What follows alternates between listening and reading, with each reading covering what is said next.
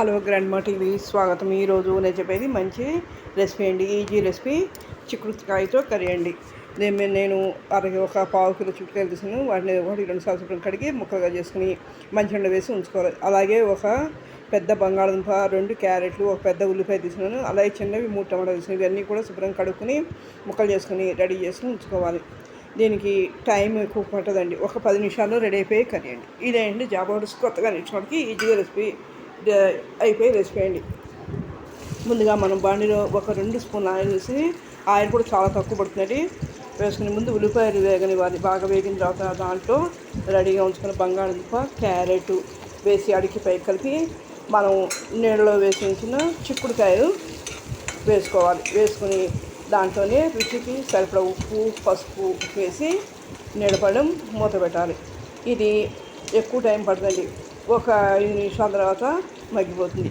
ఇది చెక్ చేసుకుని ముక్కలు మెత్తబడేలా చూసుకుని మెత్తబడిన తర్వాత దాంట్లో టమాటా వేసి మళ్ళీ అడిగి పైకి కలిపి ఇంకొకసారి మూత పెట్టి మనం అన్ని పడాలి మూత పెట్టి ఉంచుకోవాలి. ఇది నేను చెప్పేవి ఏంటంటే సింపుల్గా ఈజీగా అయిపోయింది. ఎందుకంటే ఈ రోజుల్లో ఆడవాళ్ళు కూడా ఇదివరకంటే పూర్వం అంటే మగవాళ్ళు ఒకళ్ళు జాబ్ గడవడం అలా కాదు కదండి. ఆడవాళ్ళు అందరూ చిన్నపిల్లలు కొత్తగా చదువులు అయిపోయిన వాళ్ళు ఉద్యోగాలు ఇచ్చి దూరాన్ని ఉంటున్నారు.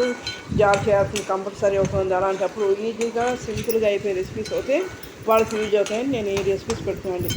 ఇది ఏంటంటే వేసవికాలం ఎక్కువ స్పైసీ తినలేదు. చాలామందికి కడుపులో మంటుంటుంది, గ్యాస్ ట్రబుల్ అంటారు. అలాంటి వాళ్ళకి ఈ రెసిపీ యూజ్ అవుతుందండి. చాలా టేస్టీగా చాలా బాగుంటుందండి. పిల్లల నుంచి పెద్ద వరకు లైక్ చేస్తారు. ఇది లంచ్ బాక్స్లకి చాలా బాగుంటుందండి. మీరు కూడా ఒకసారి ట్రై చేయండి, లైక్ చేయండి, షేర్ చేయండి, సబ్స్క్రైబ్ చేయండి. వ్యూస్ చూసినాక సబ్స్క్రైబ్ చేయడం మర్చిపోతుంది. సబ్స్క్రైబ్ చేయడం వల్ల మా నోటిఫికేషన్లో ఇంకా చాలా రెసిపీస్ ఉన్నాయి.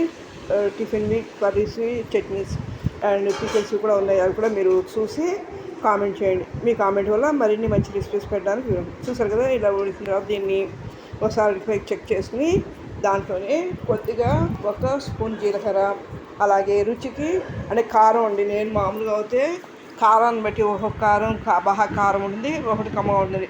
కారం నేను ఒక 1/2 స్పూన్ వేసాను. మీరు చూసి వేసుకోండి.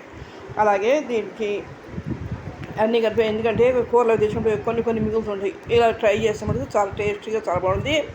ఇది అప్పటికప్పుడు చపాతీ చేసినప్పుడు దాంట్లో కూడా టేస్ట్ బాగుంటుంది. లెమన్ జ్యూస్ పిండుకుని చేసుకుంటే చాలా బాగుంటుంది. ఓకే, థ్యాంక్ యూ అండి.